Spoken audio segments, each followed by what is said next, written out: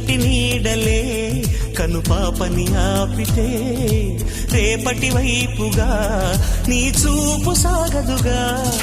చుట్టమల్లె కష్టమొస్తే కళ్ళ నీళ్లు పెట్టుకుంటూ కాళ్ళు కడిగి స్వాగతించకు. ఒక్క చిన్న నవ్వు నవ్వి సాగనంపకుండా లేనిపోని సేవ చెయ్యకు. మిణుగురులా మిలమిల మెరిసే దరహాసం చాలు కదా. ముసురుకునే నిశి విలవిలలాడుతూ పరుగులు తీయదా.